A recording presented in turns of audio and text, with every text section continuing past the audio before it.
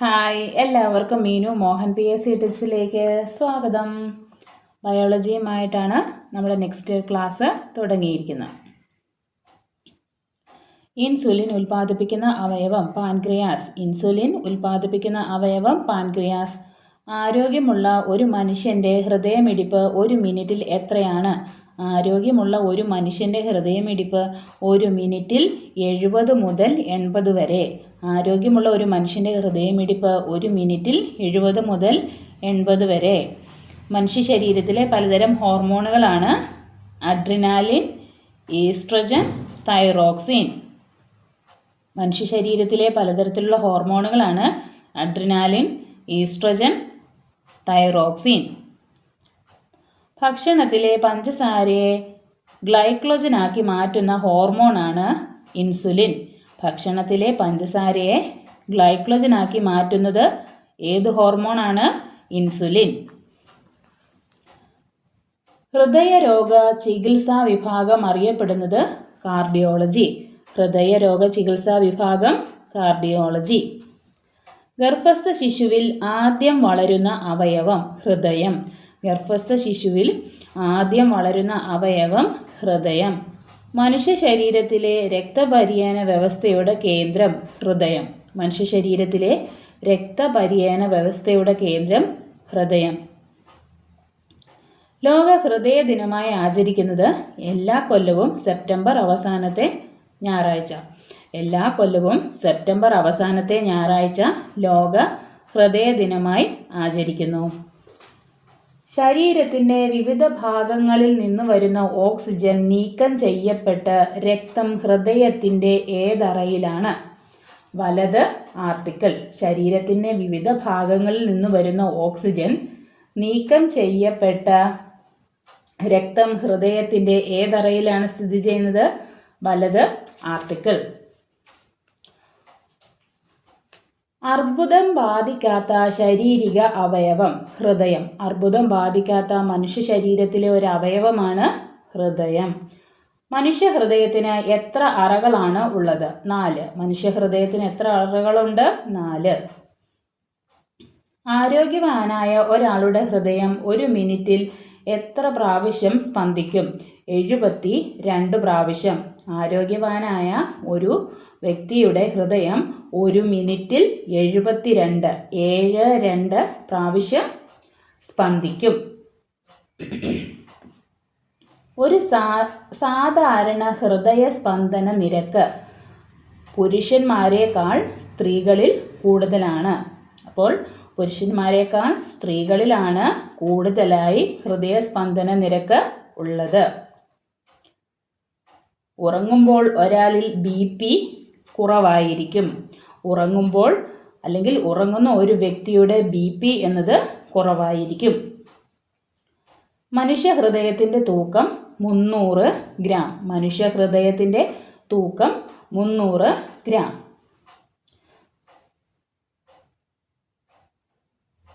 ഹൃദയത്തെ സംബന്ധിച്ചുള്ള പഠനം കാർഡിയോളജി. മുമ്പ് ഒരു ചോദ്യം ഉണ്ടായിരുന്നു, അത് വേറൊരു PSC ക്വസ്റ്റ്യനിൽ നിന്ന് PSC പേപ്പറിൽ നിന്നുള്ള ചോദ്യമായിരുന്നു. അപ്പോൾ ഹൃദയത്തെക്കുറിച്ചുള്ള പഠനം കാർഡിയോളജി. വൃക്കയെക്കുറിച്ചുള്ള പഠനം നെഫ്രോളജി. വൃക്കയെക്കുറിച്ചുള്ള പഠനം നെഫ്രോളജി.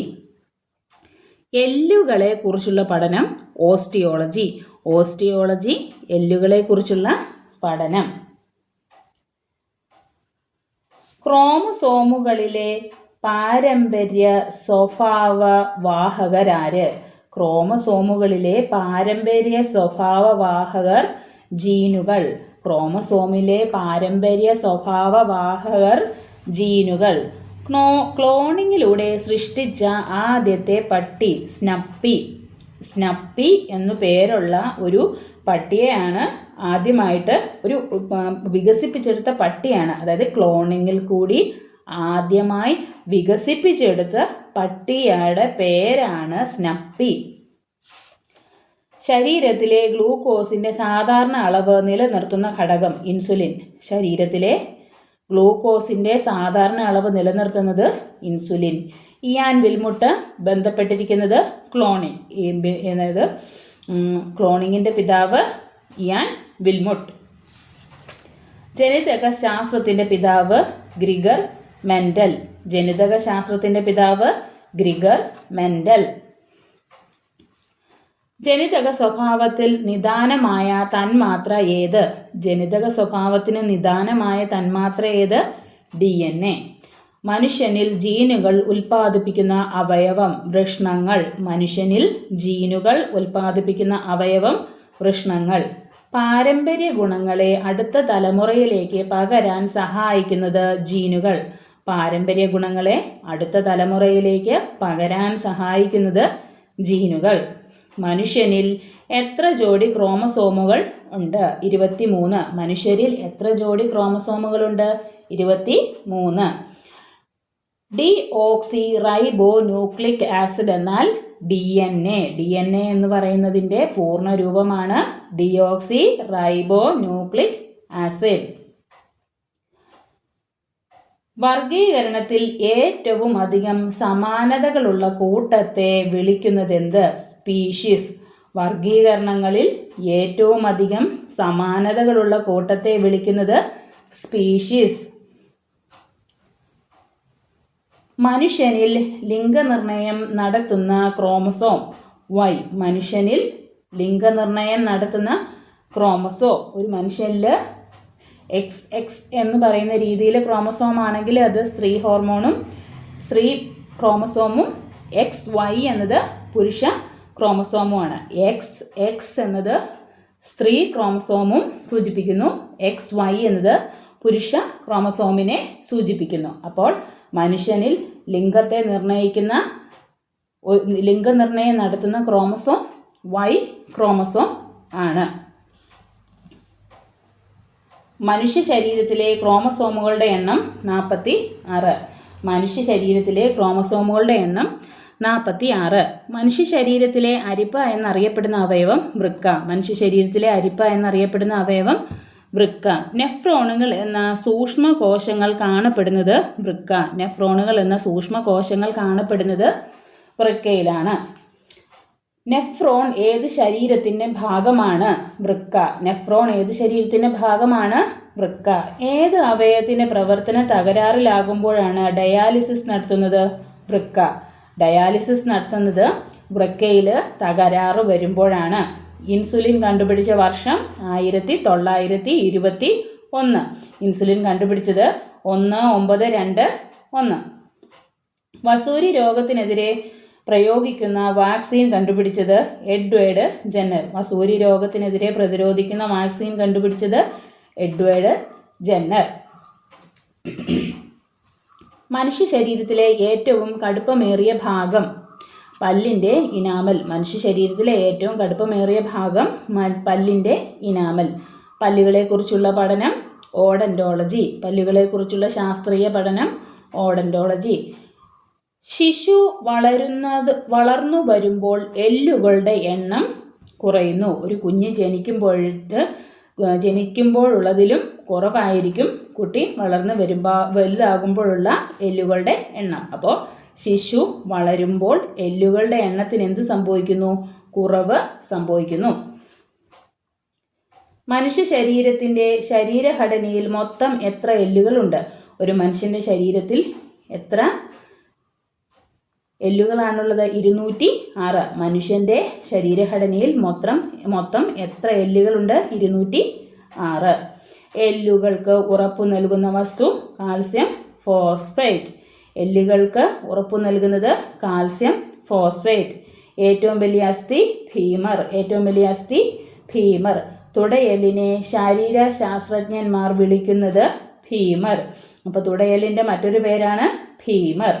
മനുഷ്യ ശരീരത്തിലെ ഏറ്റവും ചെറിയ അസ്ഥി സ്റ്റേപ്പിസ്. മനുഷ്യ ശരീരത്തിലെ ഏറ്റവും ചെറിയ അസ്ഥി സ്റ്റേപ്പിസ്.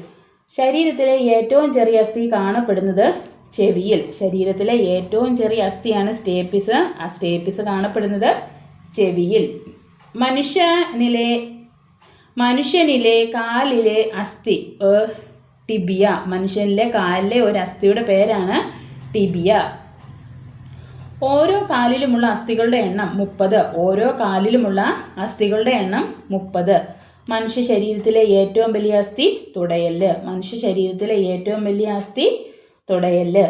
മനുഷ്യ ശരീരത്തിലെ വാരിയെല്ലുകളുടെ എണ്ണം 24. മനുഷ്യ ശരീരത്തിലെ വാരിയെല്ലുകളുടെ എണ്ണം 24. മനുഷ്യ തലയോട്ടിയിൽ എത്ര അസ്ഥികളുണ്ട്? 22. മനുഷ്യന്റെ തലയോട്ടിയിൽ എത്ര അസ്ഥികളുണ്ട്? 22. പാറ്റല്ല ഏതസ്ഥിയുടെ ശാസ്ത്രീയ നാമമാണ്? മുട്ടുചിരട്ട. പാറ്റല്ല ഏതസ്ഥിയുടെ ശാസ്ത്രനാമമാണ്? മുട്ടുചിരട്ട. രോഗാണുക്കളെ കുറിച്ചുള്ള പഠനം ഏതു പേരിൽ അറിയപ്പെടുന്നു? പാത്തോളജി. രോഗാണുക്കളെ കുറിച്ചുള്ള പഠനം പാത്തോളജി. ട്യൂമർ ചികിത്സിക്കുന്ന വൈദ്യശാസ്ത്ര രേഖ ഓങ്കോളജി. ട്യൂമർ ചികിത്സിക്കുന്ന വൈദ്യശാസ്ത്ര ശാഖയാണ് ഓങ്കോളജി. വാർദ്ധക്യത്തെക്കുറിച്ചുള്ള പഠനം ജെറന്റോളജി. വാർദ്ധക്യത്തെക്കുറിച്ച് പഠിക്കുന്നത് ജെറന്റോളജി. ഉറക്കത്തെക്കുറിച്ച് പഠിക്കുന്ന ശാസ്ത്രശാഖ ഹെപ്പനോളജി. ഉറക്കത്തെക്കുറിച്ച് പഠിക്കുന്നത് ഹെപ്പനോളജി. ഓങ്കോളജി എന്തിനെക്കുറിച്ചുള്ള പഠനമാണ്? ക്യാൻസർ. ഓങ്കോളജി എന്തിനെക്കുറിച്ചുള്ള പഠനമാണ്? ക്യാൻസർ.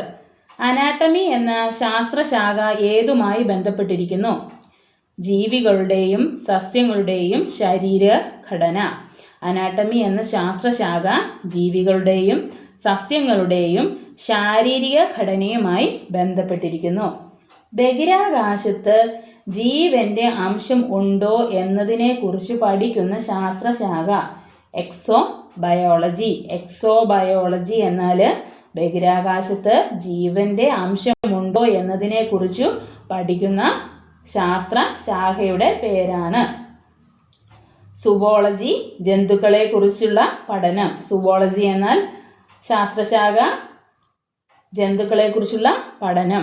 കാർഡിയോളജി ഹൃദയത്തെക്കുറിച്ചുള്ള പഠനത്തിന് പറയുന്ന ശാസ്ത്രശാഖ. ഹൃദയത്തെക്കുറിച്ചുള്ള പഠനത്തിൻ്റെ ശാസ്ത്രശാഖ കാർഡിയോളജി.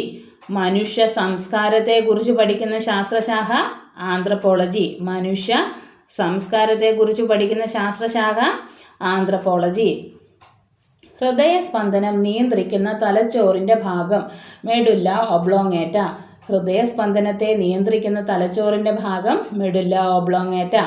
മനുഷ്യനെ മറ്റു ജീവികളിൽ നിന്നും വ്യത്യസ്തനാക്കുന്നത് സെറിബ്രം. മനുഷ്യനെ മറ്റു ജീവികളിൽ നിന്നും വ്യത്യസ്തനാക്കുന്നത് സെറിബ്രം. പേവിഷം ഏതവയവത്തെയാണ് ബാധിക്കുന്നത്? തലച്ചോർ. പേവിഷം ബാധിക്കുന്ന മനുഷ്യ ശരീരത്തിലെ അവയവം തലച്ചോർ. ശാരീരിക തുലനവുമായി ബന്ധപ്പെട്ട മസ്തിഷ്ക ഭാഗം. ശാരീര തുലനവുമായിട്ട് ബന്ധപ്പെട്ട മസ്തിഷ്കത്തിലെ ഭാഗം, അതായത് ശരീരത്തിൻ്റെ തുലനാവസ്ഥയെ നിയന്ത്രിക്കുന്ന മസ്തിഷ്ക ഭാഗം സെറിബെല്ലം.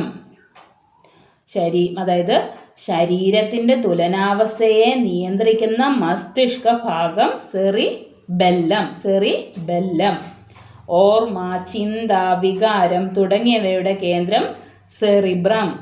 ഓർമ്മ, ചിന്ത, വികാരം തുടങ്ങിയവയെ നിയന്ത്രിക്കുന്ന മസ്തിഷ്കത്തിലെ കേന്ദ്രം സെറിബ്രം.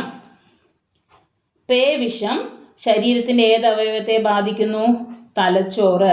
പേവിഷത്തിൻ്റെ അണുക്കളാണ് rabies virus. ഈ റാബീസ് വൈറസ് ബാധിക്കുന്ന ശരീരഭാഗം തലച്ചോർ. ഏത് അവയവത്തിൻ്റെ വൈദ്യുത പ്രവർത്തനത്തെക്കുറിച്ചുള്ള വിവരണമാണ് EEG നൽകുന്നത്? തലച്ചോറ്. EEG നടത്തുന്നത് തലച്ചോറിൻ്റെ പ്രവർത്തനങ്ങൾ അറിയുന്നതിന് വേണ്ടിയാണ്. EEG. ECG എന്നതാണ്. ECG ഹൃദയത്തിൻ്റെ പ്രവർത്തനങ്ങൾ മനസ്സിലാക്കുന്നതിന് വേണ്ടിയാണ് ECG എടുക്കുന്നത്. EEG തലച്ചോറിൻ്റെയും ECG ഹൃദയത്തിൻ്റെയും. മനുഷ്യരിലെ താപനില നിയന്ത്രിക്കുന്നത് ഏത് ഭാഗമാണ്? പീറ്റ്യൂട്ടറി ഗ്രന്ഥി. മനുഷ്യനിലെ താപനില നിയന്ത്രിക്കുന്നത് പീറ്റ്യൂട്ടറി ഗ്രന്ഥിയാണ്. മനുഷ്യ ശരീരത്തിലെ തലയുടെ വളർച്ച 5 വയസ്സിന് ശേഷം മറ്റു ഭാഗങ്ങളുടെ വളർച്ചയ്ക്ക് അനുപാതമായി ഉണ്ടാകുന്നില്ല. ശരിയോ തെറ്റോ? ശരിയാണ്. മനുഷ്യ ശരീരത്തിലെ തലയുടെ വളർച്ച 5 വയസ്സിനു ശേഷം മറ്റു ഭാഗങ്ങളുടെ വളർച്ചയ്ക്ക് അനുപാതമായി ഉണ്ടാവുന്നില്ല. 5 വയസ്സ് വരെയേ മസ്തിഷ്ക വളർച്ച മനുഷ്യ ശരീരത്തിൽ തലയുടെ വളർച്ച ഉണ്ടായിരിക്കുകയുള്ളൂ. നട്ടെല്ലിൽ കൂടി കടന്നു പോകുന്ന തലച്ചോറിൻ്റെ ഭാഗം സുഷുമ്ന. നട്ടെല്ലിൽ കൂടി കടന്നു പോകുന്ന തലച്ചോറിൻ്റെ ഭാഗം സുഷുമ്ന. മൂത്രത്തിൻ്റെ മഞ്ഞ നിറത്തിന് കാരണം യൂറോക്രോം. മൂത്രത്തിൻ്റെ മഞ്ഞ നിറത്തിന് കാരണം യൂറോക്രോം. രക്തം ശുദ്ധീകരിക്കുന്ന ഒരു അവയവം ശ്വാസകോശം. രക്തം ശുദ്ധീകരിക്കുന്ന അവയവം ശ്വാസകോശം. ശരീരത്തിലെ വിഷപദാർത്ഥങ്ങളെ നിർവീര്യമാക്കി പുറന്തള്ളുന്ന അവയവം വൃക്ക. ശരീരത്തിലെ വിഷപദാർത്ഥങ്ങളെ നിർവീര്യമാക്കി പുറന്തള്ളുന്നത് വൃക്ക. ഹെപ്പറ്റോളജി ഏത് വിഷയവുമായി ബന്ധപ്പെട്ട പഠനശാഖയാണ്? കരളിനെ കുറിച്ചുള്ള പഠനശാഖ ഹെപ്പറ്റോളജി. നമ്മുടെ ശരീരത്തിൽ കടന്നുകൂടുന്ന വിഷവസ്തുക്കൾ നശിപ്പിക്കുവാൻ നിയുക്തമായ അവയവം കരൾ. നമ്മുടെ ശരീരത്തിൽ കടന്നുകൂടുന്ന വിഷവസ്തുക്കളെ നശിപ്പിക്കുന്നത് അവയവം കരൾ. മനുഷ്യ ശരീരത്തിൽ യൂറിയ നിർമ്മാണം നടക്കുന്നത് കരളിൽ വെച്ച്. മനുഷ്യ ശരീരത്തിൽ യൂറിയ നിർമ്മിക്കുന്നത് കരളിൽ വെച്ച്. ഏത് അവയവത്തെയാണ് ഹെപ്പറ്റൈറ്റിസ് ബാധിക്കുന്നത്? കരൾ. ഹെപ്പറ്റൈറ്റിസ് ബാധിക്കുന്നത് കരൾ. പിത്തരസം ഉൽപ്പാദിപ്പിക്കുന്ന ഗ്രന്ഥി കരൾ. പിത്തരസം ഉൽപ്പാദിപ്പിക്കുന്ന ഗ്രന്ഥി കരൾ. പിത്തരസം ശേഖരിക്കപ്പെടുന്നത് എവിടെയാണ്? പിത്താശയം. പിത്തരസം ഉൽപ്പാദിപ്പിക്കുന്നത് കരളിൽ, പിത്തരസം ശേഖരിക്കുന്നത് പിത്താശയം. ശരീരത്തിലെ രാസപരീക്ഷണശാല കരൾ. ശരീരത്തിലെ രാസപരീക്ഷണശാല കരൾ. മനുഷ്യ രക്തത്തിൽ രക്തം കട്ടപിടിക്കുന്നതിനാവശ്യമായ വസ്തു നിർമ്മിക്കപ്പെടുന്നത് എവിടെയാണ്? കരൾ. മനുഷ്യ ശരീരത്തിൽ രക്തം കട്ടപിടിക്കുന്നതിനാവശ്യമായ വസ്തുക്കൾ നിർമ്മിക്കപ്പെടുന്നത് കരളിൽ. നമ്മുടെ കരളിൽ ഗ്ലൂക്കോസ് ഏതു രൂപത്തിൽ സംഭരിക്കുന്നത്? നമ്മുടെ കരളിൽ ഗ്ലൂക്കോസ് ഏതു രൂപത്തിലാണ് സംഭരിച്ചു വെക്കുന്നത്? ഗ്ലൈക്കോജൻ. ഗ്ലൂക്കോസ് മനുഷ്യ ശരീരത്തിൽ സംഭരിച്ചു വെക്കുന്നത് ഗ്ലൈക്കോജനായിട്ടാണ്. മനുഷ്യ ശരീരത്തിലെ രക്തത്തിലെ ഗ്ലൂക്കോസിനെ ഗ്ലൈക്കോജനാക്കി സംഭരിക്കുന്ന അവയവം കരൾ. മനുഷ്യ ശരീരത്തിൽ രക്തത്തിലെ ഗ്ലൂക്കോസിനെ ഗ്ലൈക്കോജനാക്കി സംഭരിച്ചു വെക്കുന്ന അവയവം കരൾ. ഇത്രയും ക്വസ്റ്റ്യൻ ആൻസറുകൾ എല്ലാവർക്കും മനസ്സിലായെന്ന് വിശ്വസിക്കുന്നു. അടുത്ത ക്ലാസ്സിൽ കാണാം. എല്ലാവരും ചാനൽ സബ്സ്ക്രൈബ് ചെയ്യണം. കണ്ടിന്യൂസ് ആയിട്ട് വാച്ചും ചെയ്യണം. താങ്ക്